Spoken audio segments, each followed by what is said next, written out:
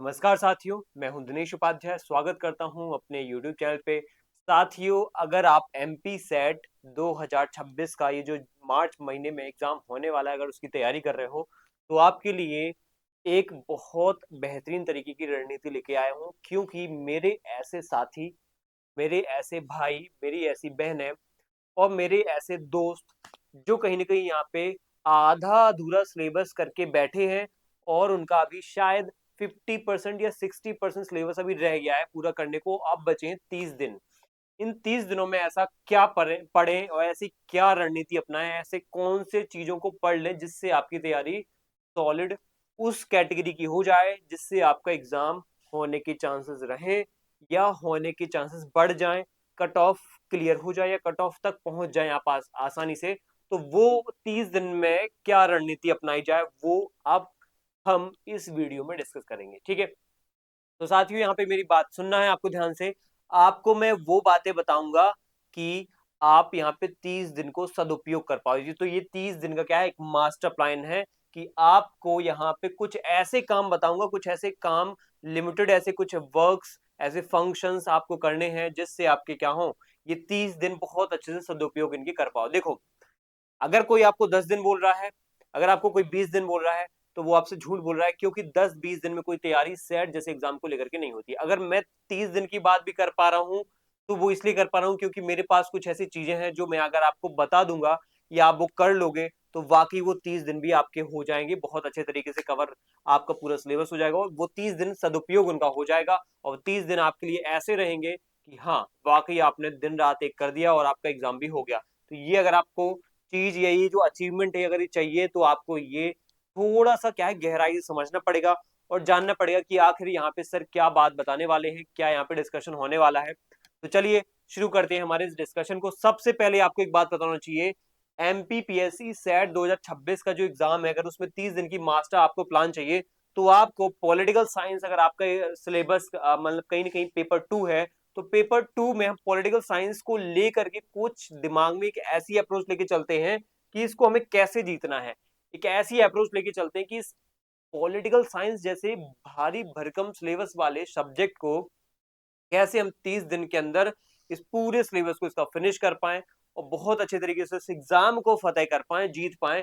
और उसके लिए हमें एक दिमाग में अप्रोच ये लेनी पड़ेगी कि कहीं ना कहीं चाहे सिलेबस छोटा हो या बड़ा हो, दिमाग में एक पहली बात क्लियर कर लो कि चाहे सिलेबस छोटा हो चाहे बड़ा हो, ठीक है, सिलेबस कुछ भी हो, बच्चे कुछ ऐसे भी हैं जो इस एग्जाम को निकाल चुके हैं, कुछ ऐसे हैं जो एग्जाम को निकालने वाले हैं।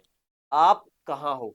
आप उन कैटेगरी में तो नहीं हो जो एग्जाम नहीं निकाल पाएंगे या एग्जाम में असफल होने वाले हैं या फेल होने वाले हैं।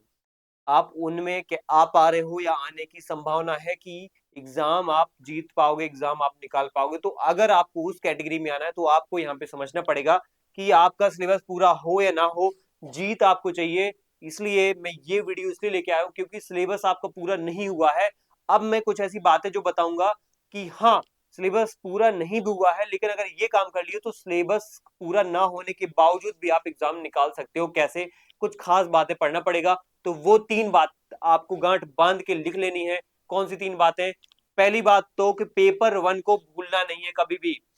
जब भी आप एग्जाम की तैयारी कर रहे हो, चाहे एमपी सेट की कर रहे हो, चाहे यूजीसी नेट की कर रहे हो, आपको हमेशा पेपर 1 का डर सताता है कि ये पेपर बहुत टफ है, ये पेपर बहुत लेंदी है, लेकिन 50 क्वेश्चन ही आते हैं, छोड़ दें क्या? नहीं, मत छोड़ना।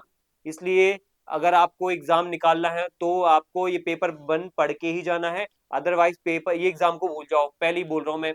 नेट को भूल जाओ या सेट को भूल जाओ, जो भी एग्जाम देने वाले हो। खासतौर पर अगर आप सेट का डिस्कशन कर रहे हैं ना, तो सेट एग्जाम को भी भूल जाओ क्योंकि सेट एग्जाम की सबसे बड़ी जो फंडामेंटल चीज है वो पेपर 1 ही है। ज्यादातर बच्चे छोड़ देते हैं क्योंकि वो पॉलिटिकल पढ़ते रहते हैं, अपना सोशोलॉजी पढ़ते रहते हैं या फिर पेपर 2 में जो हिस्ट्री है वो पढ़ते रहते हैं। पहले से ज्ञान है, मास्टर्स कर रखा है, पीएचडी कुछ लोगों ने कर रखा है, वो सेट दे रहे हैं। मैं बोलूंगा कितना भी ज्ञान हो, कितना भी आपको ओवर कॉन्फिडेंस हो पेपर 2 को लेकर के, लेकिन पेपर 1 भी करके जाइए, ठीक है। तभी आपका जो एग्जाम की एक जो कंडीशन है, कौन सी कंडीशन?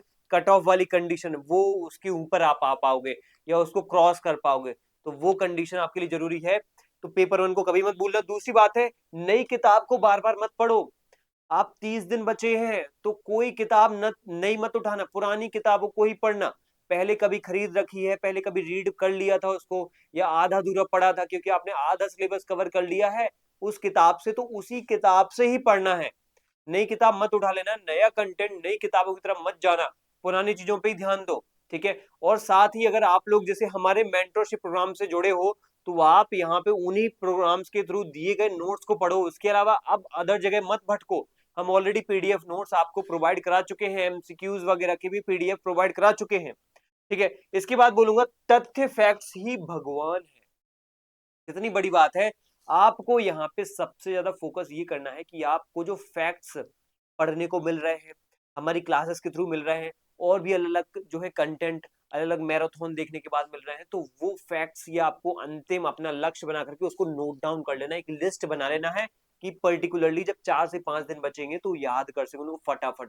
ऐसी A4 साइज की एक शीट, ऐसी कम से कम 10-15 पेज की होना चाहिए, जिसमें सभी विचारकों, सभी विचारधाराओं, उनसे जुड़ी पुस्तकें, अलग अलग भारतीय विचारक, अलग अलग पाश्चात्य विचारक, उनके सिद्धांत, उनकी लिस्ट बनी हो, उनकी बुक्स की लिस्ट बनी हो, उनके कथनों की लिस्ट बनी हो, उनकी अलग अलग टाइम पे जो किताबें आई उनके कालक्रमानुसार सन के बारे में लिखा हो, सन का उल्लेख हो, सब कुछ आपके पास लिस्ट फॉर्म में होना चाहिए। फिर आप आईआर वगैरह में जाओगे, आपके पास विदेश नीति की अलग अलग संधियां समझौते की लिस्ट हो, अलग अलग संगठनों की स्थापना की लिस्ट हो, अलग अलग संगठनों में अलग अलग अध्यक्षों की लिस्ट हो, पहली अध्यक्ष वर्तमान अध्यक्षों की लिस्ट हो, अलग अलग संगठनों की बैठकों की लिस्ट हो। ठीक है। इसके साथ ही आपके पास अब भारत के संविधान को लेकर के, पॉलिटी को लेकर के अलग अलग अनुच्छेद की लिस्ट जो एग्जाम में पूछी गई है। मैं सबका नहीं बोल रहा हूँ ऐसे 300-400 अनुच्छेद पढ़ना है, लेकिन महत्वपूर्ण महत्वपूर्ण संवैधानिक आयोगों के अनुच्छेद, हमारे देश के सुप्रीम कोर्ट हाई कोर्ट के अनुच्छेद, हमारे देश के राष्ट्रपति के अनुच्छेद, मौलिक अधिकारों के अनुच्छेद, आपको लिस्ट आपको रटी होना चाहिए, बनी होना चाहिए आपके पास। इसके बाद संविधान संशोधन की लिस्ट आपके पास तैयार होना चाहिए। इसके बाद मैं बोलूंगा यहाँ पे लास्ट में पब एड, बहुत टेक्निकल है, बहुत डराता है सर। तो ये है, इसके अलग अलग विचारक, अलग अलग सिद्धांत, अलग अलग उपागम, अलग अलग अप्रोचेस, उनकी लिस्ट, उनके विचारक, उनके सिद्धांत, उनकी किताबें, सबकी प्रॉपर इनके पास भी लिस्ट हो। ज्यादा अंदर डिटेल में ना भी लिख पाओ तो मत लिखना, लेकिन आपके कम से कम नाम तो क्लियर हो कि किसने कौन सी बात बोली है। और लास्ट में एक और बात, सभी प्रकार की शासन वाली योजनाएं जैसे मनरेगा, नीति आयोग, इन सबकी भी लिस्ट एक प्रॉपर तरीके से आपके पास तैयार हो। ये आपके पास इसलिए जरूरी है, 20 से 30 पेज हो जाएंगे लगभग आपके, इससे ज्यादा नहीं होंगे। और 20 से 30 पेज में लगभग 10 यूनिट आपकी सेकंड पेज की, सेकंड पेपर की, जो पॉलिटिकल साइंस आपका अगर एक सब्जेक्ट है तो आपकी ऐसी कवर हो जाएंगी। अगर और भी सब्जेक्ट से दूसरे विषयों के विद्यार्थी अगर देख रहे हैं तो यहाँ पे उनके भी कंटेंट ऐसी आपको कवर करना है लिस्ट के फॉर्म में, क्योंकि एमपी सेट है बेटा, ये कोई बड़ा ऐसा यूपीएससी या नेट एग्जाम नहीं है, ज्यादा कॉन्सेप्ट में नहीं जाता, ये फैक्ट पे पूछता है चीजें। एमबीबीएससी ज्यादा फैक्ट पूछता है।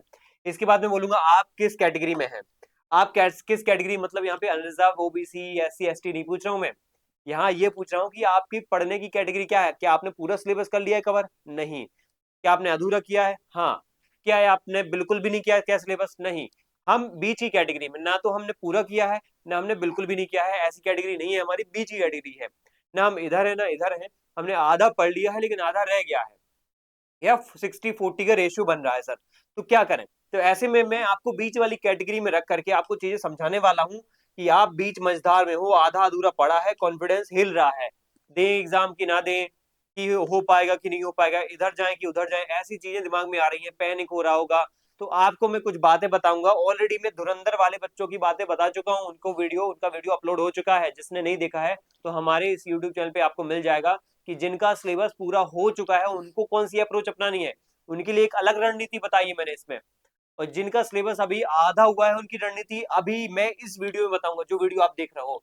और कुछ उस बच्चों के लिए, उन बच्चों के लिए जो बच्चे यहाँ पे बिल्कुल भी तैयारी में नहीं है, जिन्होंने अभी सिलेबस टच भी नहीं किया है, लेकिन आप सोच रहे हैं कि कुछ पढ़ ले लास्ट लास्ट तक, तो यहाँ पे वो वर्किंग वाले बच्चे भी हो सकते हैं, कहीं जॉब कर रहे हो या कहीं किसी दूसरे एग्जाम में लगे थे, लेकिन आप दिमाग में आ रहा है पढ़ लेते हैं, 1 महीना बचा है, तो उनके लिए भी एक रणनीति बताई है। अगर वो कहीं की इंटेलिजेंट लेवल अच्छा है, देखो एग्जाम के चांस कम रहेंगे, लेकिन अगर लेवल अच्छा है आपका, आपकी अंडरस्टैंडिंग अच्छी है, पेपर 2 आपने काफी हद तक पढ़ रखा है, ये दूसरे एग्जाम से मैं पढ़ रखा था, तो आप यहाँ पे एग्जाम में कहीं कहीं बैठ सकते हो, अपीयर हो सकते हो। आप सिलेबस ना भी पूरा कवर करो, लेकिन जो मैंने बातें बताई हैं आपकी, वो अगर आपने पूरी कर ली तो आपका ये वाला जो है ना, ये वाले सेक्शन वाले बच्चे भी पूरे तरीके से एग्जाम क्वालिफाई कर लेंगे।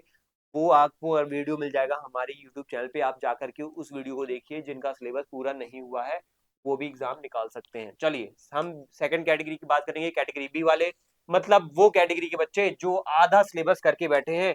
अब उनको क्या करना चाहिए? आधा सिलेबस वाले बच्चों के लिए सब कुछ पढ़ने की जिद एक जो होती है ना, उनको पहले दिमाग में ये निकाल देना है कि मैं तो सब पढ़ूंगा भाई, मैं तो पूरा सिलेबस अभी कवर कर सकता हूं। नहीं, ये निकाल दो बेटा, ये एमपी सेट है। यहाँ पे यूपीएससी ऑप्शनल से भी ज्यादा कंटेंट है। अगर आप कॉन्सेप्चुअल चीजों पे पढ़ने जाओगे, आप चीजों को बहुत अच्छे से अवधारणात्मक तरीके से समग्र रूप से पढ़ने जाओगे ना, तो आपको बहुत सारी किताबें पढ़ना पड़ेगा और बहुत डिटेल में पढ़ना पड़ेगा। और याद कैसे करोगे वो बात अलग, एक वो अलग टेंशन की बात है कि वो रह पाएगा दिमाग में कि नहीं रह पाएगा, ये अलग टेंशन की बात है। क्योंकि एग्जाम में याद करके भी तो जाना है, तो समझ के नहीं जाना है कि अच्छा ऐसा हुआ था, लेकिन ये नहीं पता किस डेट को हुआ था, किसने कहा था, कौन सी बात कही थी, कथन क्या था, किस किताब में लिखा है, ये याद नहीं है आपको, तो कैसे एग्जाम निकलेगा?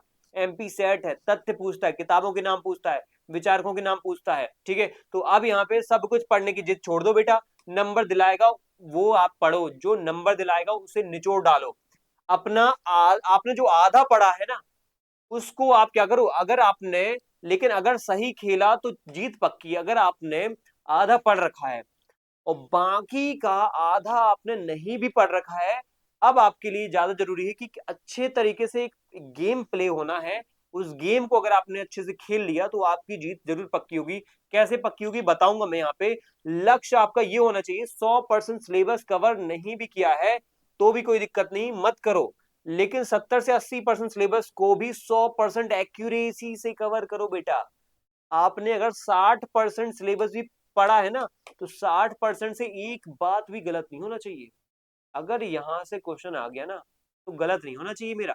ऐसे पढ़ो, मान लो आपने 10 यूनिट थी हमारी, चाहे पेपर वन की हो, चाहे पेपर वन की हो, ठीक है, पेपर वन की हमने ले ली, और चाहे पेपर टू की, यहाँ पे हमारी पेपर टू की 10 यूनिट हो।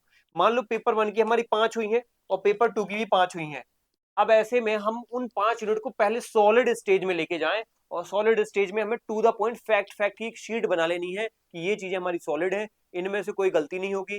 ठीक है, उनके भी तरीके बताऊंगा मैं कि कैसे उनको भी हमें 100% तक बेस्ट करना है उन 5 यूनिट को, जो सभी हमारी आधी अधूरी हो गई है, जो अधूरी रह गई है, जो हमारी नहीं हो पाई, उनकी बात की बात है, उनको बाद में देखेंगे। ठीक है, अब तरीके बताता हूँ। नियम हमारा जो है वो है 70-30 का रूल। ये 70-30 का रूल क्या है जो आपको फॉलो करना है?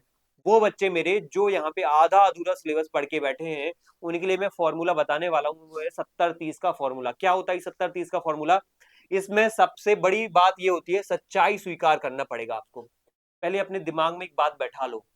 क्या बैठा लो? कि आप यहाँ पे 30 दिन में बचा हुआ सिलेबस गहराई से पढ़ना जो है आपके लिए नामुमकिन है। अगर दिमाग में आ रहा है ना, अभी मैं 30 दिन में ये पूरा कर लूंगा, पूरा कर लूंगा, बेस्ट तरीके से कर लूंगा, घिसोगे दिन भर, फिर भी नहीं हो पाएगा। ठीक है, ये दिमाग से बात निकाल दो, बेहतरीन तरीके से तो नहीं हो पाएगा। ऊपर ऊपर से पढ़ना है, ऐसी रामायण सी पढ़ देना है, ऊपर ऊपर से, बिल्कुल अंदर बात जा नहीं रही है कि नहीं जा रही है, वो बात अलग है। तो आप पढ़ सकते हो, लेकिन एग्जाम ऐसे में नहीं निकलेगा। सिलेबस तो आप बोल सकते हो हमने तो सिलेबस पूरा कर लिया था कवर, लेकिन नहीं हुआ एग्जाम, ये सही बात नहीं है।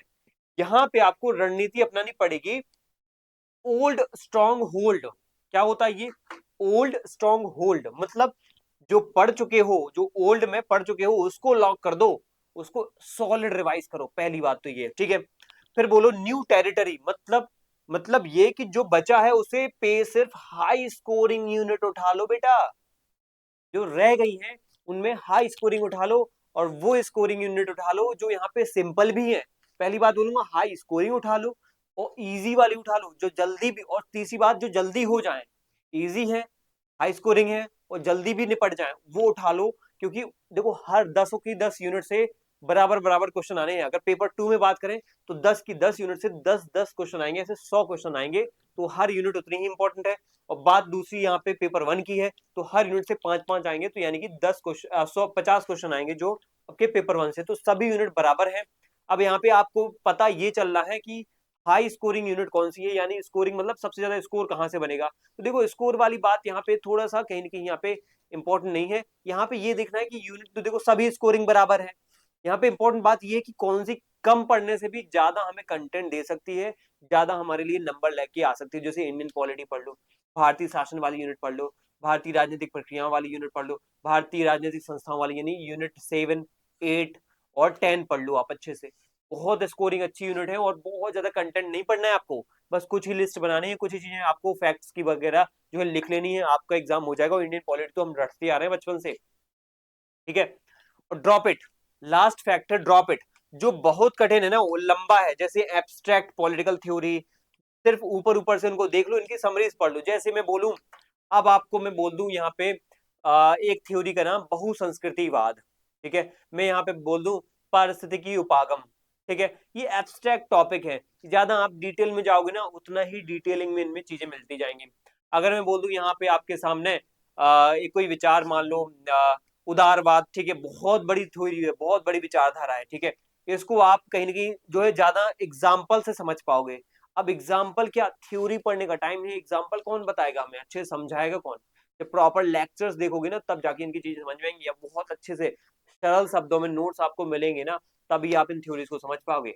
और मैंने अपने मेंटरशिप के बच्चों को वैसी ही भाषा में नोट्स दिए हैं, बिल्कुल आम भाषा में, आम लैंग्वेज, जो आम बोलचाल की भाषा होती है ना हमारे तुम्हारे के बीच में, वैसी भाषा में नोट्स दिए हैं, तो वो इजिली यहाँ पे पढ़ सकते हैं, समझ सकते हैं, उदाहरण के माध्यम से भी चीजों को याद कर सकते हैं। तो ये चीजें मैंने क्या है पहले से ही ध्यान में रखी थी कि मेरे उन बच्चों को भी यहाँ पे ये नोट्स हेल्प करेंगे।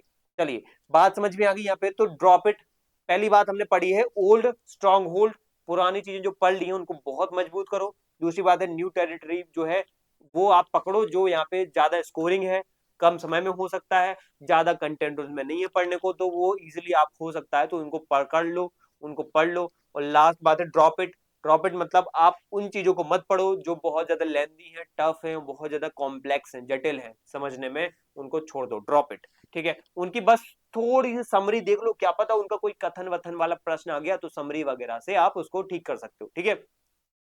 इसके बाद यहाँ पे आता है स्टेप 1, स्टॉप एंड लॉक, पहले जो पास है उसे बचाओ। मतलब ये होता है कि प्रॉब्लम क्या होती है, प्रॉब्लम ये होता है कि अक्सर नया पढ़ने के चक्कर में पुराना साफ हो जाता है। जैसे आपने 50% सिलेबस पूरा कर लिया, ये 60% सिलेबस पूरा कर लिया, 70% कर लिया, 30% कठिन वाला रह गया, तो 30% पे गए तो पीछे का भूल गए, तो ये एक प्रॉब्लम है। एक्शन हमें ये लेना चाहिए कि अगले 5 दिन कोई नया टॉपिक ना पढ़ो, ठीक है। आप जब एग्जाम का फेज चल रहा है तो एग्जाम के टाइम पे आप बिल्कुल भी नए टॉपिक तो बिल्कुल भी मत टच कर लेना, चाहे आधा सिलेबस तब भी पूरा हो तो मत करना, पुराना ही देखना। नया देखना है तो सारांश देखना, समरी देखना, उनके भी फैक्ट ही देखना, क्योंकि एमपीपीएससी सेट एग्जाम में बार बार बोल रहा हूँ तथ्य पूछता है वो। इसके बाद है टास्क आपका है कि जो 50% सिलेबस आप पढ़ चुके हो ना उसका रिवीजन करो, उसके एमसीक्यूज लगाओ, और जब तक उसमें कोई कॉन्फिडेंस ना आए उन्हें आगे ना बढ़ो। अगर कॉन्फिडेंस आ गया, ठीक है, अगर कॉन्फिडेंस आ गया तो आपको यहाँ पे फिर बढ़ना है अगली यूनिट्स पर, ठीक है। स्टेप 2, स्टेप 2 में देखेंगे हम, पहले हमने स्टेप में ये पढ़ा कि हमें क्या करना है, हमें वही चीजें पढ़ना है बार बार जो हमने पहले पढ़ रखी हैं, ठीक है। अगर हमें वो चीजें क्लियर हो गई है और टेस्ट लगाने के बाद हमारी गलतियां कमियां नहीं हो रही हैं, उसमें गलतियां नहीं निकल रही, फिर आगे बढ़ना है अगली यूनिट्स पर। अगले 30 दिनों की बात बता रहा हूँ, ये 30 दिन है, ठीक है। जो अगला स्टेप आपका है सर्जिकल स्ट्राइक करना है, नया क्या पढ़े, नया बचे हुए सिलेबस में सिर्फ इन हाई यील्ड यूनिट्स को टारगेट करना है, जो बची हैं उनमें से कौन सी, वही 7वीं यूनिट जो है इंडियन पॉलिटी की यूनिट, 8वीं यूनिट भारतीय राजनीतिक प्रक्रियाओं वाली यूनिट, 10वीं यूनिट जो भारतीय शासन वाली, शासन प्रशासन सुशासन वाली यूनिट है, जो बहुत कम कंटेंट और बहुत इजी, टफ नहीं है, ये बहुत सिंपल है। इसमें 7वीं में भारतीय राजनीति, संविधान, मौलिक अधिकार, नीति निर्देशक तत्व, राष्ट्रपति, संसद, हाई कोर्ट, सुप्रीम कोर्ट, ठीक है, आयोग वगैरह, निर्वाचन आयोग, पंचायती राज, स्थानीय निकाय, इन सब की बातें मिलेंगी आपको। 8वीं में आपको राजनीतिक प्रक्रियाएं मिलेंगी, भारत में जो आर्थिक विकास है इन सब को लेकर के, पहचान की राजनीति को लेकर के, चुनावी राजनीति को लेकर के। फिर 10वीं में शासन सुशासन योजनाएं वगैरह मिलेंगी, तो इनकी प्रॉपर एक लिस्ट बना लोगे, पर्याप्त रहेगा, ठीक है। मैंने बता दी वो लिस्ट वाली चीजें, एक बार फिर से बताऊंगा अच्छे से। सबसे आसान है, सबसे ज्यादा नंबर ये देती है, और पूरा घोंट करके इनको पी जाओ, इनको घोंट करके पी जाना है, क्योंकि यहाँ पे अगर मान लो चलो आपने पूरा सिलेबस में से आधा कर लिया है लेकिन ये 3 यूनिट रह गई हैं, तो इनको आप कर लो, क्योंकि ये कम कंटेंट कम टाइम लेती हैं, और यहाँ पे ज्यादा मार्क्स आने के सभी से देखो 10-10 आने, यानी 30 मार्क्स की है तीनों यूनिट, इनको कर ही लेना है, ठीक है। 6वीं यूनिट में जो है ना फॉरेन पॉलिसी वाला जो कंटेंट, इसमें सिर्फ रटना है, G20 जैसी चीजों को पढ़ ही लेना है, लुकीस, न्यूक्लियर पॉलिसी कब कौन सी भारत ने साइन की है, कौन सी जो है संधि भारत ने कब उसमें जुड़ा है भारत, यूएन के अलग अलग चार्टर जो है उनका जो है कब शुरुआत हुई है, यूएन के अलग अलग अंगों के हेडक्वार्टर कहाँ है, ठीक है। अभी भारत में जो है अलग अलग कौन से संगठनों की बैठकें हो रही हैं, ठीक है, जैसे इस साल ब्रिक्स की बैठक होने वाली है। तो ये चीजें आपको क्या है यहाँ पे ध्यान देनी है। ये जो यूनिट 6 है ना फॉरेन पॉलिसी को लेकर, भारत के पड़ोसी देशों के साथ संबंध, पड़ोसी देशों के साथ अलग अलग संधि है, जैसे फरक्का संधि आपको बांग्लादेश के साथ मिलेगी, सिंधु जल संधि पाकिस्तान के साथ मिलेगी, ठीक है। नेपाल के साथ कौन संधि है हमारी, है ना, मैत्री शांति संधि हमारी, शांति मैत्री संधि जिसको कहते हैं, ठीक है। उसके बाद म्यांमार, चाइना वगैरह, इन सबसे हमारे अलग अलग जो क्लैशेस हैं, संधियां हैं, वो सब आपको पता होना चाहिए। इसके बाद यहाँ पे यूनिट 9 बहुत टेक्निकल है, बहुत टफ है सर, क्या करें, इसको छोड़ के चले जाएं क्या? देखो टाइम बचे तो आपको इसको क्या करना है, इसमें वो बातें बता रहा हूँ जो आपको मान लो छूट गया है, तो आपको इन यूनिट को अगर आपने नहीं पढ़ा है, उस 50% में आपको इस यूनिट में अगर आपने नहीं इन यूनिट को नहीं पढ़ा है, तो आपको क्या करना है, इन यूनिट की सिर्फ सिद्धांत विचारकों के नाम पढ़ लेना, और छोटा सिलेबस पक्के नंबर यहाँ पे दिला देगा आपको। जो जो यहाँ पे सिद्धांतों के नाम लिखे हैं 9वीं यूनिट में, जो जो सिद्धांत, जैसे यहाँ पे नव लोक प्रशासन, ठीक है, अलग अलग सिद्धांत, फिर मानव संबंध सिद्धांत, ठीक है, और जो है वैज्ञानिक प्रबंधन सिद्धांत, ऐसे अलग अलग सिद्धांत, मैरी पार्कर फॉलेट हैं, हेनरी फ्योल हैं, टेलर हैं, ठीक है, वुडरो विल्सन है, इन सबके थोड़े थोड़े सिद्धांतों के नाम, उनकी किताबों के नाम, ठीक है। फिर लोक प्रशासन का विकास के चरण वगैरह, इन सबको थोड़ा थोड़ा नोट डाउन कर लेना है, 4 से 5 पेज में हो जाएगा, पर्याप्त है ये पर्याप्त है, बस इतना कर लोगे हो जाएगा आपका। और फिर नोट की बात ये है कि अगर यूनिट 1 पॉलिटिकल थ्योरी बची है तो उसे छोड़ दो, सिर्फ कीवर्ड्स देख लो। मतलब ये कि राजनीति में उदारवाद की विचारधारा कब आई है, कौन कौन से विचारक, कौन कौन सी पुस्तकें। फिर उसके बाद देखो समाजवाद की विचारधारा क्या होती है, कौन कौन सी चरण है इसके, कौन कौन से विचारक, उनकी किताबों के नाम। फिर उसके बाद बहुसंस्कृतिवाद, समानता, न्याय, लोकतंत्र, ठीक है, समाजवाद, मार्क्सवाद, ठीक है, नारीवाद, बहुसंस्कृतिवाद, इन सबको थोड़ा थोड़ा आप क्या करो देख लो, ये होते क्या है, सारांश, इनके विचारक कौन कौन से हैं, उनकी किताबें कौन सी हैं, पर्याप्त है, ठीक है। अगर ज्यादा टाइम मिले तो इनके अलग अलग जो, जैसे न्याय के सिद्धांत अलग अलग, जॉन रॉल्स का अलग न्याय का सिद्धांत है, ठीक है। उसके बाद अरस्तु का न्याय का सिद्धांत है, प्लेटो का न्याय का सिद्धांत है, अमरसेन का न्याय का सिद्धांत है। तो अलग अलग न्याय के सिद्धांत ऐसे क्या क्या है, इनके अंदर क्या है, तो ये थोड़ा सा ज्यादा टफ हो जाएगा, वक्त मिले तो करो वरना मत करना, सिर्फ नाम देख लेना। जैसे न्याय के सिद्धांत में अज्ञान का पर्दा वाला सिद्धांत किसका है, जॉन रॉल्स का है, ठीक है। फिर न्याय के सिद्धांत में जैसे आदर्श राज्य का सिद्धांत प्लेटो का है। तो ये चीजें आपको थोड़ा सा गहराई में जाओगे तब जाके मिलेगी, लेकिन अगर नहीं कर सकते हो तो बस थिंकर्स पढ़ लो, और थिंकर्स वो किस विचारधारा का है ये पढ़ लो, बस पर्याप्त है, ठीक है, पर्याप्त है। थिंकर्स थ्योरीज में ज्यादातर कथन पूछे जाएंगे, तो कथन में अगर कहीं उदारवाद वाली बात लिखी है तो उदारवाद वाली बात डेफिनेटली जॉन लॉक आंसर होगा, डेफिनेटली जीएस मिल आंसर होगा, रूसो आंसर होगा, या बेंथम आंसर होगा, ठीक है, एडम स्मिथ आंसर होगा। ऐसी आपको चीजें लिंक हो जाएंगी। तो ये पहली यूनिट ऐसे करना है आपको। अब एक बात आती है the cheating method. The cheating method क्या है, बड़े बचे हुए सिलेबस के लिए, जो बचा हुआ सिलेबस आपका जो 50% आपने कवर कर लिया, 60% कवर कर लिया, या 50 या 40% जो रह गया है, उसके साथ आपको क्या करना है, जो यूनिट आपकी बिल्कुल छूट गई है, जैसे कंपैरेटिव पॉलिटिक्स हो गया, चौथी यूनिट वेस्टर्न थिंकर्स वाली दूसरी यूनिट हो गई है, या कुछ और भी चीजें छूट गई हैं, तो उसके लिए आप कहीं ना कहीं यहाँ पे टेक्स्ट बुक को ना छूना, मतलब थ्योरी मत पढ़ लेना, बड़ी बड़ी थ्योरी पे मत चले जाना, थ्योरी मत पढ़ना, मैं पहले बोल रहा हूँ, थ्योरी पढ़ोगे ना तो और दिमाग खराब हो जाएगा, जो पढ़ी हुई चीजें है ना वो भूल जाएंगी, ये बहुत खतरनाक चीजें हैं, कंपैरेटिव पॉलिटिक्स दिमाग खराब कर देंगी आपका, ठीक है। उसके अलावा यहाँ पे जो ये वेस्टर्न थिंकर्स हैं ये दिमाग खराब कर देंगी आपका, एक इनकी बातें सिमिलर लगती हैं फिर और कंफ्यूजन बढ़ जाएगी। तो ऐसे में आप क्या कर सकते हो, यूट्यूब पर कई सारे मैराथन की सहायता ले सकते हो, मैं खुद यहाँ पे मैराथन सेशंस लेके आऊंगा। तो आपको क्या करना है, यूट्यूब चैनल पे बस बने रहना है, जैसे सब्सक्राइब वगैरह कर लोगे तो यहाँ पे आपको टाइम पे जो है क्लास मिल जाएगी, और आपको यहाँ पे बस देख लेना है और नोट डाउन कर लेना है बातों को जो भी मैं बताने वाला हूँ, ठीक है, बस इससे ज्यादा कुछ मत करना। पूरी यूनिट का जो क्रक्स है मैं बता दूंगा, कंप्लीट पॉलिटिकल थॉट, 5 घंटे 4 घंटे की जैसी क्लास होगी, 5 घंटे 4 घंटे या 3 घंटे जैसा भी होगा, वो वीडियो को देख लेना है। गाइड बुक समरी जो है ना, ये मैंने कुछ बच्चों को दी है, मेंटरशिप प्रोग्राम के अंतर्गत रिवीजन नोट्स टाइप के दिए हैं, ऐसे कुछ जैसे कंपैरेटिव पॉलिटिक्स के रिवीजन नोट दे दिए कि अभी वक्त नहीं है, आप रिवाइज कर लो, 40-50 पेज के, 100 पेज के लगभग है, लेकिन भाषा इतनी सिंपल रखी हमने कि वो आपको बहुत सारी सटीक तरीके से बता देगा।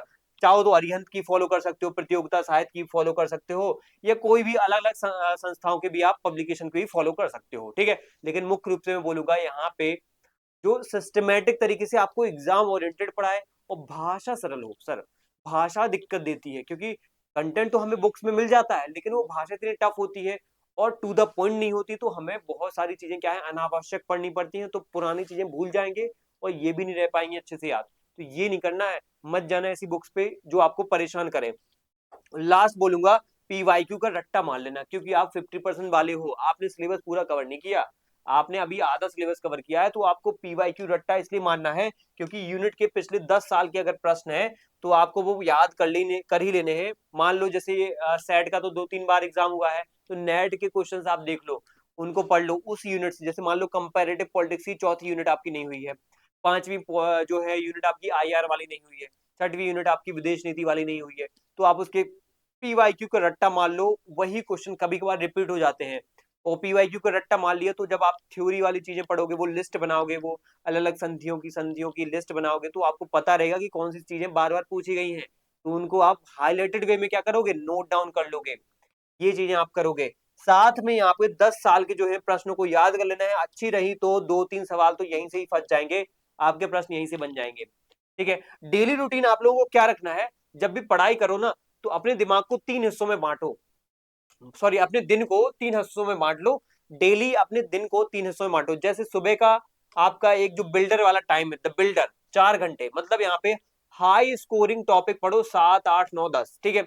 अब ये कब पढ़ना है आपको डिसाइड करना है। जैसे मैं बोलूं 7, 8, 9, 10, ये बहुत ही नॉर्मल, बहुत ही कैजुअल टाइप की, सिंपल टाइप की यूनिट से, ज्यादा टफ नहीं है। इसमें सिर्फ 9 वाली यूनिट है जो थोड़ी सी क्या है, पब्लिक एडमिनिस्ट्रेशन वाली, टेक्निकल है, ज्यादा टफ नहीं। तो इसको चाहो तो रात में पढ़ सकते हो। दिन के समय कौन सी पढ़ो, दिन के समय वो पढ़ो जो आपको बहुत ही टफ लगती है, ठीक है। अब एक प्रोटेक्टर वाला टाइम होता है। प्रोटेक्टर वाला टाइम कब होता है, ये होता है 3 घंटे का टाइम, जिसमें आप जो पढ़ चुके हो ना उसको पढ़ो, इसका रिवीजन करो, उसके एमसीक्यूज लगाओ। और प्रोटेक्टर में ये बोलूंगा, जो ऑलरेडी पढ़ चुके हो ना, उसमें ज्यादा थ्योरी मत पढ़ना। उसमें पहला काम तो पता है आपको, बार बार यही करना है जो ऑलरेडी पढ़ चुके हो ना। उसमें साइड में एक बात मैं ऐड करूंगा यहाँ पे, साइड में एक बात ऐड करूंगा यहाँ पे, कि जो पढ़ चुके हो ना उसमें पहले आप एक अप्रोच बनाना, वो है उल्टी अप्रोच। उल्टा उल्टा उल्टी अप्रोच, मेरी अप्रोच खुद की अप्रोच है, उल्टी अप्रोच बोलता हूं मैं इसमें। उल्टी अप्रोच मतलब ये होता है कि जब ज्यादातर बच्चे क्या करते हैं, थ्योरी पढ़ते हैं, फिर यहाँ पे क्वेश्चन लगाते हैं। और मैं कहता हूं जो टॉपिक ऑलरेडी पढ़ चुके हो, कभी मत उसकी थ्योरी दोबारा पढ़ो, उस पर हमेशा पहले टेस्ट लगाओ, उस पे क्या करो, क्वेश्चंस लगाओ, प्रैक्टिस करो। फिर जो गलत निकले क्वेश्चन, जहां से बार बार क्वेश्चंस गलत हुए हैं, ज्यादा क्वेश्चन गलत हुए हैं, उस थ्योरी को वापस से पढ़ो, उसको वापस से पढ़ो, उसको उसी वक्त शुरू से, जीरो से लेकर के पूरा एडवांस तक पूरा पढ़ डालो, ठीक है। ये बात मेरी होती है यहाँ पे। और तीसरा फेज आता है द स्कोरर वाला, कि यहाँ पर आप पेपर 1 यानी इसको भी दिमाग में लेके चलो। इसे इग्नोर किया तो पेपर 2 की मेहनत बेकार है, मतलब पेपर 2 का भी कोई काम का नहीं रहेगा। कितनी भी मेहनत कर लोगे, पेपर 1 का भी तो सिलेबस करना है ना कवर, 50 क्वेश्चन इससे भी आने वाले हैं। तो दिन को आप 3 टाइम में बांटो, 3 फेजेस में बांटो, 3 हिस्सों में बांटो। एक कहलाएगा आपका द बिल्डर, जिसमें आप कहीं ना कहीं वो चीजें पढ़ लो जो आपने कहीं ना कहीं यहाँ पे हाई स्कोरिंग देखो, क्योंकि आपने आधा कर लिया है, आधा कौन सा रह गया है, कोई ना कोई रह गया होगा, शायद वो 7, 8, 9, 10 रह गई हैं, तो वो पढ़ लो पहले, क्योंकि वो हाई स्कोरिंग है, जल्दी खत्म हो जाएंगी। तो फिर जो बाकी बची हैं 2-3, वो भी खत्म होने का टाइम मिल जाएगा। ऐसी मत उठा लेना, एक उठा लो या 2 उठा लो, इसमें तो 1 महीना क्या 1 साल भी कम पड़ेगा आपको, ठीक है। तो 1 और 2 यूनिट तो बहुत टेक्निकल है, क्योंकि पाश्चात्य जो राजनीतिक विचारधारा है वो पाश्चात्य विचार है, बहुत टेक्निकल है, ठीक है। इसके बाद लास्ट में आपको पेपर 1 का भी ध्यान रखना है। और स्कोर सोर्स लिमिटेशन को लेकर के मैं बात बार बार बोलता हूं कि सोर्स फिक्स रखना है, सोर्स को लेकर के बार बार नहीं भटकना है। एक बार अगर आपने कोई एक चीज पे कहीं ना कहीं भरोसा कर लिया, तो भरोसा बनाओ उस पे, ठीक है, भरोसा बना के रखना पड़ता है। लोगों के पास धैर्य नहीं है आजकल, और यही उनकी असफलता का सबसे बड़ा कारण है। लोग अगर धैर्य के साथ एक ही चीज पे फॉलो करते रहे और साथ में अलग अलग डायमेंशन में करंट की चीजों को पढ़ते रहे ना, तो ऑटोमेटिक एग्जाम निकल जाता है।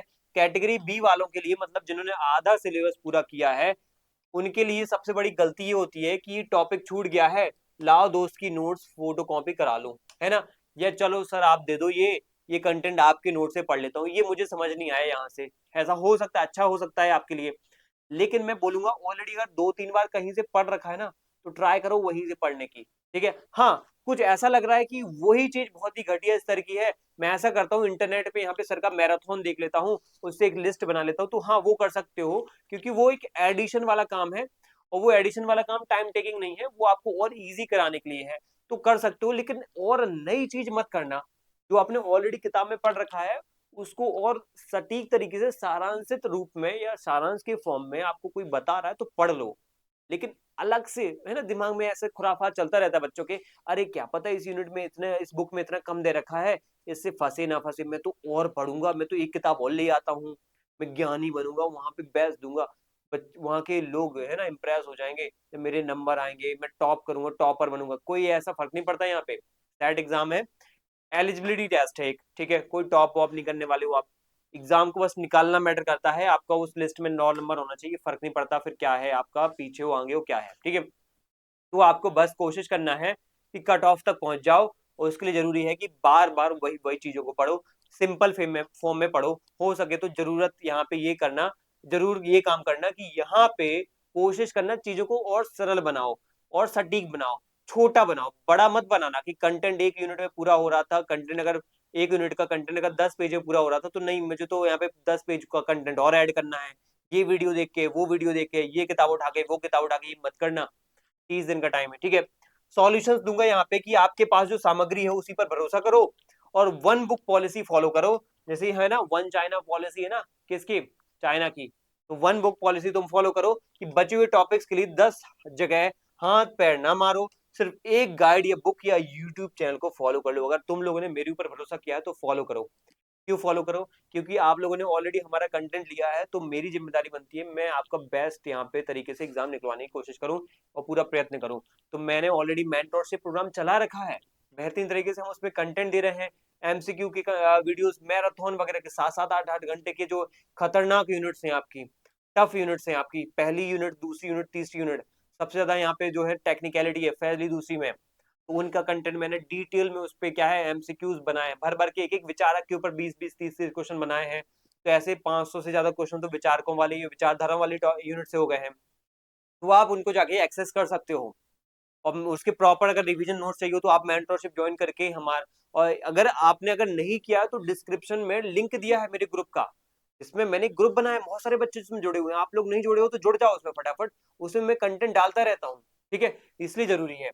तो आप क्या करो, वन बुक पॉलिसी फॉलो करो, यूट्यूब चैनल है तो यूट्यूब चैनल भी जो भी आप फॉलो करो उसको फॉलो करो प्रॉपर, और भरोसा रखो बस, ठीक है। बार बार हो सके तो चीजों को सिंप्लीफाई करने की कोशिश करो, टफ मत बना लेना, वरना आप रिवाइज नहीं कर पाओगे, और चांस जो वो होंगे वो क्या होंगे कि जो चीज पढ़ के आपने तैयार पहले कर रखी थी ना, वहीं से क्वेश्चंस गलत हो जाएंगे।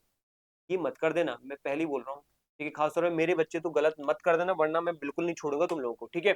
और मॉक टेस्ट स्ट्रेटजी क्या होना चाहिए सर, मॉक टेस्ट की क्या बात हम करें, टेस्ट वगैरह कैसे लगाना चाहिए, तो फुल लेंथ टेस्ट की बात मैं बोलूंगा, क्योंकि 30 दिन जो होते ना, वो अब यूनिट वाइज टेस्ट वाले नहीं होते हैं, अब फुल लेंथ टेस्ट लगाओ, अब पूरे मिक्स क्वेश्चन लगाओ यहाँ पे, अब हर 3 दिन में एक ऐसा करो, कहीं ना कहीं यहाँ पे फुल लेंथ टेस्ट दे ही दो, ठीक है। कोशिश करो कि हर दिन दे दो, अगर हर दिन ना हो सके तो हर 3 दिन में दे दो, और उस 3 दिन में जो भी आपको पता चले कि अच्छा ये मैंने 100 क्वेश्चन वाला पेपर 2 का टेस्ट दिया था, उसमें मेरे 40 क्वेश्चन गलत हुए, और 40 क्वेश्चन में पेपर जो यूनिट 1 है, 2 है, 3 से गलत हुए ज्यादा क्वेश्चन, यूनिट 9 से क्वेश्चन गलत हुए ज्यादा, यूनिट 4 से क्वेश्चन गलत हुए, यूनिट 5 6 से क्वेश्चन ज्यादा गलत हुए हैं, 4 4 5 5 क्वेश्चन सबसे गलत हुए हैं मेरे। मैं उन यूनिट को फिर से क्या करूंगा, अच्छे से रिवाइज करूंगा, तो क्वेश्चंस के बाद मैं क्या करूंगा, चीजों को समझूंगा। सेक्शनल टेस्ट भी दो, सेक्शनल मतलब जो टॉपिक अभी कहीं ना कहीं आपने पढ़ा है, अच्छे अच्छे से पढ़ा है, तो उसके टेस्ट ऐसे आप टॉपिक वाइज भी दे सकते हो। अच्छी बात यह है कि मैंने खुद यहाँ पे टॉपिक वाइज ही टेस्ट दिए हैं मेंटरशिप प्रोग्राम में, तो आप अगर चाहो तो वो हमारे पीडीएफ ले सकते हो, कि टॉपिक वाइज आपको कहीं नहीं मिलने वाले हैं, ठीक है। तो अगर चाहिए वो टॉपिक वाइज तो आप हमारे वीडियोस को भी देख सकते हो, मैराथन सेशंस डले हैं, यूनिट वाइज डले हैं, टॉपिक वाइज भी डले हैं।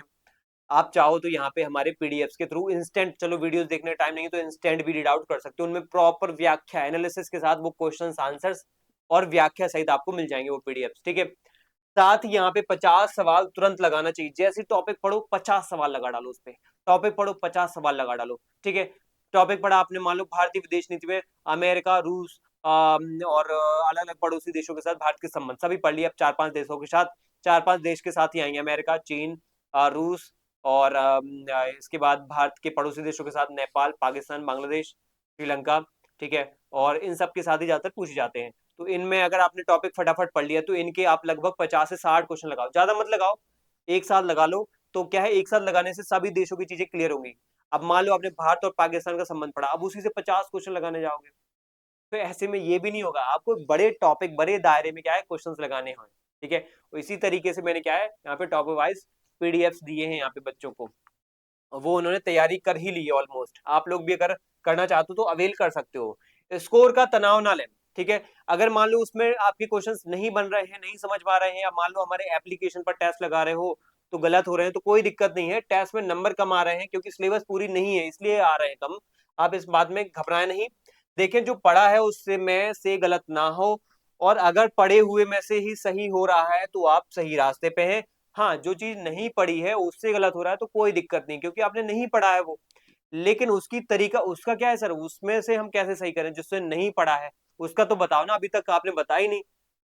देखो, मैं एक बात बोलूंगा, आपने जो पढ़ रखा है ना, आपको मैं ऑलरेडी बता चुका हूं, आपको एक बात, कि जब भी आप पढ़ाई करो, ठीक है, आप जब भी पढ़ाई करो तो आपने अगर 50% सिलेबस पढ़ रखा है, ठीक है, तो और 50% आपका रह गया है, ये पूरा हो चुका है और 50% रह गया है, ठीक है, तो आपको दिन भर में क्या करना है, एक दिन में 50% सिलेबस वाली चीजों को भी पढ़ना है, और एक दिन में 50% सिलेबस जो नहीं हुआ है उसको भी पढ़ना है, साथ में रिवाइज भी करना है दोनों को, ठीक है, रिवाइज भी करना है और टेस्ट भी देना है। 4 चीजें करना है आपको, ठीक है, 4 चीजें, और टेस्ट पहले देना है इन चीजों का।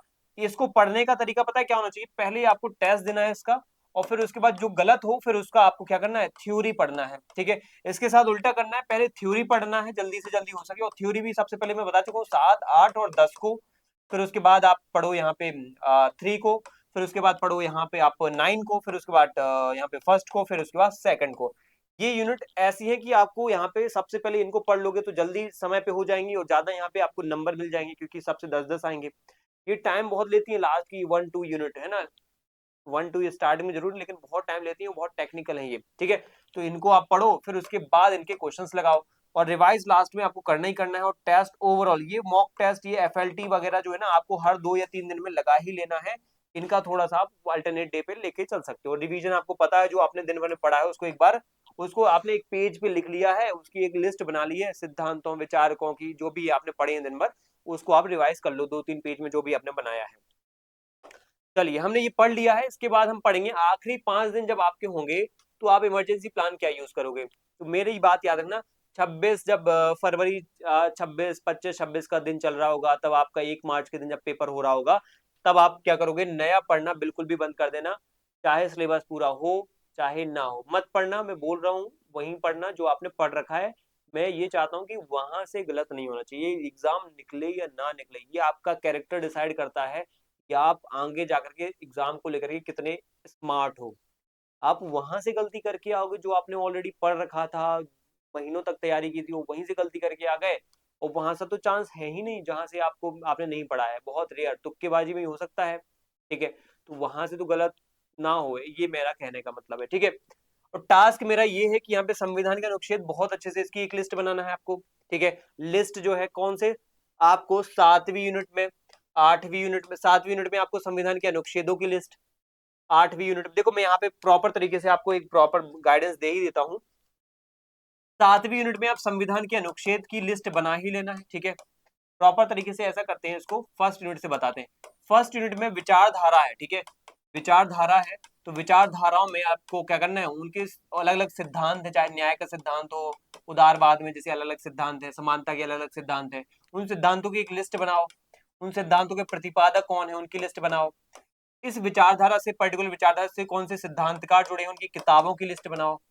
किताबों की लिस्ट बनाओ, अलग अलग सिद्धांतकार रहे हैं, अलग अलग विचारक रहे हैं, उनके कथनों की लिस्ट बनाओ, विचारक रहे हैं, आलोचक रहे हैं, उनकी कथनों की लिस्ट बनाओ। बस इन लिस्ट से ही काम हो जाएगा। हर एक विचारधारा में आपने अगर 10-10 या 5-5, 7-8 लगभग विचारक पढ़ लिए तो आपके कम से कम 40-50 विचारकों की लिस्ट तैयार हो जाएगी जो यूनिट 1 में काम करेगी। वही यूनिट सेकंड में आपको हेल्प करेगी क्योंकि वही विचारक सेकंड में मिल जाएंगे आपको, जॉन लॉक वगैरह। तो इसमें विचारक ही ये मेनली पाश्चात्य विचारक है। उन विचारकों की आपको लिस्ट बनानी है, उनकी किताबों की लिस्ट बनानी है, कौन से विचारक की कौन सी किताब, उनका सिद्धांत की लिस्ट बनानी है और उनकी कथनों की लिस्ट बनानी है। ठीक है, और किताबों के बगल में उनकी डेट तो लिख ही लेना है, किताबों में के बगल में उनकी डेट, कब कौन सी किताब आई है, कब कौन सी किताब पब्लिश हुई है। थर्ड यूनिट में भारतीय विचारक हैं, सेम इनके साथ भी यही करना है कि विचारक, किताबों की लिस्ट, सिद्धांतों की लिस्ट और उनके कथनों की लिस्ट। फोर्थ यूनिट में भी आपको यही करना है। अलग अलग उपागम है, उपागमों की क्या करना है आपको, एक लिस्ट बना करके, उपागम है इनके अलग अलग, तुलनात्मक राजनीति के उपागम है, उनकी लिस्ट बना करके उनके कहीं ना कहीं अर्थ या सारांश में उनकी अर्थ लिख लेना है कि अच्छा इसका मीनिंग क्या है, क्योंकि इसमें कॉन्सेप्चुअल क्वेश्चन आएंगे। इसमें विचारक है लेकिन वो आपको थोड़ा बहुत ही करना है। पांचवी यूनिट में आपको थ्योरी थिंकर्स मिले, इसमें आईआर मिलेगा, तो आईआर में आपको क्या करना है, संधियां समझौते की लिस्ट बनाना है। छठवीं यूनिट में भारत के द्वारा संधि समझौते जो साइन किए गए हैं पड़ोसी देशों के साथ, भारत ने कौन कौन से संगठनों में कौन कौन सी यहाँ पे मेंबरशिप ले रखी है, कौन संगठन की कौन सी कब स्थापना हुई, वो सब आपको लिस्ट बनानी है। सातवीं यूनिट भारत के संविधान को लेकर के, संविधान का संशोधन पे लिस्ट बना लो, संशोधन पे लिस्ट बना लो। अनुच्छेद जो बहुत फेमस है उन पे लिस्ट बना लो, मौलिक अधिकारों के अनुच्छेदों पे लिस्ट बना लो। ठीक है, उसके बाद आप अलग अलग जो आयोग हैं उनके अध्यक्ष, उनके संवैधानिकता, सांविधिक, उनके अनुच्छेद, उनकी स्थापना, ठीक है, उनके वर्तमान मेंबर, मंतवान अध्यक्ष, पहले अध्यक्ष, इनकी लिस्ट बना लो। ठीक है, अगर टाइम मिले एक एक दिन में ये सब हो जाएगा, एक एक यूनिट एक एक दिन में हो जाएगी, एक एक यूनिट एक एक दिन में हो जाएगी ये चीजें। तो आपको 10 दिन में सभी 10 यूनिट कर लेना है कवर। आठवीं यूनिट में क्या है, राजनीतिक प्रक्रियाएं, जैसे धर्म, राजनीति, आर्थिक विकास को लेकर के, योजनाओं को लेकर के, ठीक है, इसमें चीजें मिल जाएंगी। नौवीं यूनिट में राजनीतिक प्रक्रियाएं हैं, उन प्रक्रियाओं को लेकर के ज्यादा आपको कुछ करना नहीं है। इसमें आप चाहो तो बिना लिस्ट के भी कुछ चीजें कर सकते हो, तो इसमें ज्यादा जरूरी नहीं है, इसमें चीजों को बस पढ़ना है। भारत की राजनीति जो आजादी के बाद कैसी रही है, उसमें कैसे कैसे बदलाव हुए हैं, वो सब आपको मिलेंगे, राजनीतिक प्रक्रियाएं मिलेंगी, चुनाव वगैरह, दल वगैरह, एनजीओ वगैरह। 10वीं यूनिट में आपको योजनाएं मिलेंगी, कौन सी योजना है, शासन सुशासन को योजना है, मनरेगा, आवास, सड़क विकास वगैरह की, नीति आयोग वगैरह, इनसे जुड़े अलग अलग सूचकांक वगैरह, अलग अलग व्यवस्थाएं वगैरह, लोक प्रशासन के जो अलग अलग सिद्धांत है, ओम्बुड्समैन वगैरह, लोकपाल वगैरह, इन सब की चीजें आपको क्या है यहाँ पे इंक्लूड करनी, आरटीआई वगैरह, प्रशासनिक सुधार आयोग, ऐसे अलग अलग आयोग बने हैं हमारे देश में। ठीक है, तो इन आयोगों के बारे में भी आपको यहाँ पे ऐड कर लेना है, लिस्ट बना लेनी है। हो गई बात, ये कर लिया, पर्याप्त है, और आपकी यहाँ पे जो है बहुत अच्छे से क्या हो जाएगी, ये सॉलिड तैयारी करवा देगा। अगले 30 दिन का रोड मैप मैं आपको फिर से बता देता हूँ। अब एक एक दिन की बात, एक एक हफ्ते की बात या एक एक दिन की बात आपको क्या करनी है, सबसे पहले आज से या कल से ही आप स्टार्ट कर दो, 1 से 8वें दिन तक, आज से लेकर के 8वें दिन तक आपको क्या पढ़ना है वो सुनो अब ध्यान से। आपको सबसे पहले बेसिक्स और थिंकर्स पढ़ लेना है, जो क्या है ज्यादा टाइम टेकिंग हो जाते हैं और ज्यादा यहाँ पे टफ भी हो जाता है, तो थोड़ा सा कोशिश करना कि इनको पढ़ लो पहले। ठीक है, इसलिए पढ़ लो क्योंकि ये चीजें रह गई हैं, अगर अब रिवीजन मोड में आ गए हो तो। ठीक है, अगर मान लो आपने पहले पढ़ रखा था थिंकर्स थ्योरी वाला, फिर से अब रिवीजन मोड में आना है, तो इनको फिर से 1 से 8 तक दिन में आप पढ़ लो। अगले 8 दिन तक आपने इनको पढ़ लिया, थ्योरी पढ़ ली, इनको रटना है, इनकी किताबों की लिस्ट वगैरह मैंने बता दी ना, इनका नारा वगैरह, जैसे man is born free, Rousseau का नारा है कि मानव जन्म से स्वतंत्र होता है, ये किसका नारा है, रूसो का नारा है। तो इसका प्रॉपर इस तरीके की चीजों का एक लिस्ट बना लो, एक तरफ थिंकर लिखा, उनके कथन लिखे, उनकी किताबों के नाम, उनकी जो है अलग अलग सिद्धांतों के नाम। ठीक है, तो ये कर लो। उसके बाद अगले 30 दिन में हम 9 से लेकर के 16वें दिन तक क्या करेंगे, भारतीय राजनीति वाले जो 7वीं यूनिट, 8वीं यूनिट और 10वीं यूनिट को कर लेंगे, क्योंकि बहुत सिंपल है, लिस्ट विस्ट बनाना है इनसे, संविधान संशोधन वगैरह, संवैधानिक अनुच्छेद वगैरह, संवैधानिक आयोगों की अलग अलग जो उनकी प्रकृति है, उनके अध्यक्ष हैं, उनके वर्तमान अध्यक्ष, पहले अध्यक्ष, इनकी लिस्ट बनाना बहुत ईजी है। तो ये कर लो। अगले 30 दिन में हम 17 से लेकर के 24 तक क्या करेंगे, 17 से लेकर के हम 24 तक क्या करेंगे, इसमें हम क्या करेंगे, दुनिया और प्रशासन नीति, आईआर, विदेश नीति और पब्लिक एडमिनिस्ट्रेशन, 4, 5, 6 और 9 पढ़ेंगे। और यहाँ पे प्रॉपर तरीके से कोल्ड वॉर, अलग अलग वॉर, यूएन के ऑर्गन्स, अलग अलग संगठन, विदेश नीति, ये अलग अलग सिद्धांत, जैसे वेबर टेलर के सिद्धांत, इन सबकी एक लिस्ट बना करके ही इनको भी पढ़ेंगे। तो सब में लिस्ट बनाने का काम करना है। 25 से 30वें दिन क्या करेंगे हम, लास्ट के 5 दिन में हम फाइनल वॉर करेंगे, और यहाँ पे हमें करना है लिस्ट को बार बार पढ़ना है, और लास्ट में एक सबसे बड़ी बात है, एग्जाम जैसा माहौल बना करके आप घर पर पेपर देना है, और पेपर बिल्कुल वही मॉक देना है जो एग्जाम में आ चुका है। कोशिश करना है यहाँ पे टेस्ट सीरीज लगाओ कोई एप्लीकेशन पर, एग्जाम गुरुजी एप्लीकेशन पर भी टेस्ट लगा सकते हो, या चाहो तो पेपर डाउनलोड कर लो, प्रिंट आउट निकलवा लो एमपीपीएससी सेट का, और पेपर को सामने रख करके बिल्कुल पेपर की तरह लगाओ, OMR भर के वही टाइम पे। कौन से टाइम पे? जिस टाइम पे एग्जाम होता है। मान लो 12 से 3 एग्जाम हो रहा है, या 10 से 1 के बीच एग्जाम हो रहा है, 11 से 2 के बीच में एग्जाम हो रहा है, तो इसी टाइम पे एग्जाम के अकॉर्डिंग आपको क्या करना है, यहाँ पे टेस्ट लगाना है, ठीक है। इसके साथ यहाँ पे आपको क्या करना है, डेली रूटीन एक फॉलो करना है। डेली रूटीन क्या फॉलो करना है? सुबह फ्रेश माइंड से मुश्किल टॉपिक्स या थ्योरी को रटना है, ठीक है। सुबह फ्रेश माइंड से मुश्किल थ्योरी या टॉपिक्स को पढ़ना है, ठीक है। दोपहर टाइम आपको क्या करना है, दोपहर टाइम आपको पेपर 1 का एनालिसिस करना है, मैथ रीजनिंग का। और शाम के शाम आपको क्या करना है, पॉलिटिकल साइंस के 100 से 150 MCQ धड़ाधड़ लगाने हैं, जिससे बेहतरीन प्रैक्टिस हो जाएगी। और यहाँ पर रात को सोने से पहले क्या करना है, एक रिवीजन करना है करंट अफेयर्स वगैरह का भी, जो आपने दिन भर पढ़ा। कुछ वर्किंग वाले या फिर वर्किंग प्रोफेशनल बच्चे भी हो सकते हैं, स्टूडेंट्स हो सकते हैं, एस्पिरेंट्स हो सकते हैं, जो जॉब कर रहे हैं कहीं पे, तो उनके लिए मैं बोलूंगा कि जो दोपहर वाला सेक्शन है ना, ये पेपर 1 का, इसको सुबह ही पढ़ लेना है। इसको 1 घंटे दे देना, और इसको भी 1 घंटे दे देना, या इसको 2 घंटे दे दो, इसको 1 घंटे। सुबह 3 घंटे की पढ़ाई करके आप जॉब पे जाओ, शाम को आओ, थोड़ा फ्रेश हो, टाइम लो, यहाँ पे ब्रेक ले करके फिर इसके MCQs लगाओ। फिर जहां पे गलतियां दिखें तो यहाँ पे उसको फिर से रिवाइज कर लो रात को, जहां गलतियां दिखी, क्योंकि टेस्ट से पता चल जाएगी गलती कहाँ है, ठीक है। तो इससे रिवाइज हो जाएगा। तो ये दिन भर का प्लान आप रखो ऐसे। इससे क्या होगा, आपकी तैयारी जो है बहुत अच्छे तरीके से सॉलिड हो जाएगी। और जाते जाते मैं यहाँ पे प्रो टिप्स देके जाऊंगा, वो ये है कि एलिमिनेशन मेथड सही जवाब क्या है से बेहतर सोचना है, गलत कौन सा है ये दिमाग में रखना, ये सीखना है आपको। जब इन 30 दिनों में आप तैयारी कर रहे होगे ना, तो एक बहुत अच्छी तकनीक ये सीखना कि एलिमिनेशन मेथड क्या है। कभी कभार हमारा एग्जाम में कोई चीज हमें नहीं पता होती है कि ये सही क्या है, तो हमें क्या करना चाहिए, उसमें ये पता लगाए कि उसमें गलत क्या है। उसमें गलत क्या है, सभी गलत चीजों को निकाल दें, तो पता ऑटोमेटिक चल जाएगा कि सही क्या है, हमारा आंसर क्या हो जाएगा। तो ये हमें करना है, ठीक है। ऑप्शन हटाओ, जवाब पाओ, ठीक है। ऑप्शन हटाओ और जवाब पाओ वाला कॉन्सेप्ट हमें करना है। ऑप्शन हटाओ मतलब गलत ऑप्शन हटाओ, जवाब हमें मिल जाएगा ऑटोमेटिक, ठीक है। शॉर्ट नोट्स पढ़ते वक्त जब हम पढ़ रहे होंगे ना कोई भी नोट्स को, उसमें मान लो कोई थिंकर पढ़ रहे हैं, विचारधारा पढ़ रहे हैं, हम पढ़ रहे हैं मार्क्सवाद। तो मार्क्सवाद में कौन कौन से थिंकर आ रहे हैं पढ़ते वक्त, जल्दी जल्दी आ रहे हैं, तो थिंकर लिखते गए। और जरूरत पड़े तो वहां अगर कोई किताब का नाम ना भी लिखा हो, तो हम क्या कर रहे हैं, गूगल कर लें उसमें थिंकर का, ठीक है। ये मार्क्सवाद का सबसे बड़ा विचारक है, इसने ये सिद्धांत दिया है, लेकिन उसकी किताब का नाम नहीं लिखा, तो किताब का नाम हम गूगल करके तुरंत नोट डाउन कर लें। इंस्टाग्राम मत चलाने लग जाना, वहां पे रील देखने लग जाओ, यूट्यूब पे कोई ना कोई ये वीडियो देखने लग जाओ, वो वीडियो देखने लग जाओ, ये मत करना, है ना। फोकस मोड ऑन करके रखना, सभी टाइप के जो फ्लाइट मोड है ये सब ऑन करके रखना, जिससे डिस्टरबेंस ना हो, ठीक है। तो ये काम करना। पन्ने पर सिर्फ कीवर्ड लिखते जाना है, और जरूरत पड़े तो यहाँ पे जो है ये पन्ना जो है एक लिस्ट तौर पे एक फाइल बना के रख लेना, क्योंकि आपके एग्जाम के वक्त यही काम आएगा।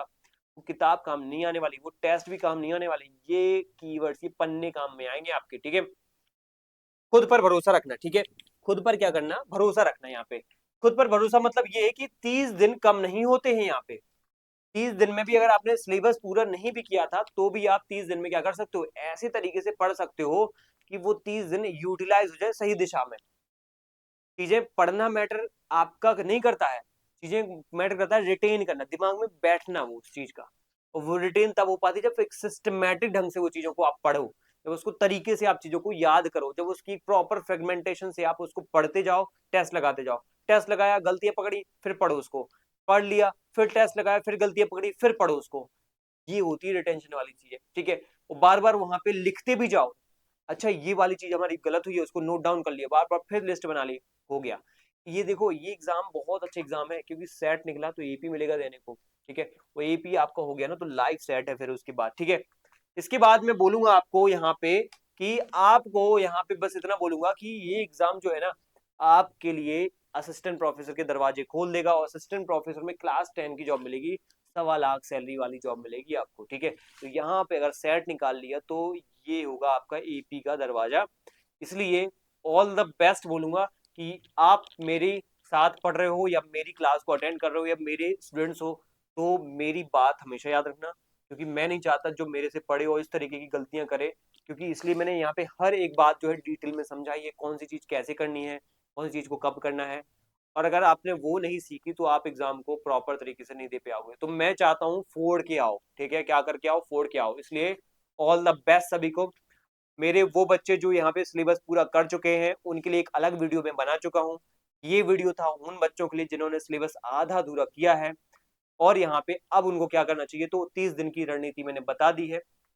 उन बच्चों की बात क्या करेंगे जो ऑलरेडी यहाँ पे सिलेबस को टच भी नहीं उन्होंने किया है, जिन्होंने सिलेबस को छुआ भी नहीं है, वो ऑलरेडी यहाँ पे सोच रहे होंगे कि मैं क्या करूं सर, हमारे तो करम फूट गए, हमने तो सिलेबस टच भी नहीं किया, हम क्या करें, हमारे पास भी 30 दिन बचे हैं। तो मैं उनके लिए ऑलरेडी वीडियो बना चुका हूं। आप हमारे इसी यूट्यूब चैनल पे जाकर के वो वीडियो भी देख सकते हो, थंबनेल में लिखा है कि जिनका सिलेबस कवर नहीं हुआ है वो क्या करें, तो उसका वीडियो भी प्रॉपर आपको मिल जाएगा। उनकी भी रणनीति है, वो भी कट ऑफ तक पहुंच सकते हैं अगर सही तरीका अपनाएं। ठीक है, तो मिलते हैं फिर नेक्स्ट सेशन में। और एक और बात, यहाँ पे मैराथन वीडियोस में जल्दी ही लाने वाला हूं, तो बने रहिएगा इस यूट्यूब चैनल के साथ और प्रॉपर तरीके से ट्यून रहिएगा, जिससे मैं आपको बेस्ट से बेस्ट चीजें प्रोवाइड करा पाऊँ। चलिए मिलते हैं, थैंक यू आप सभी को, जय हिंद।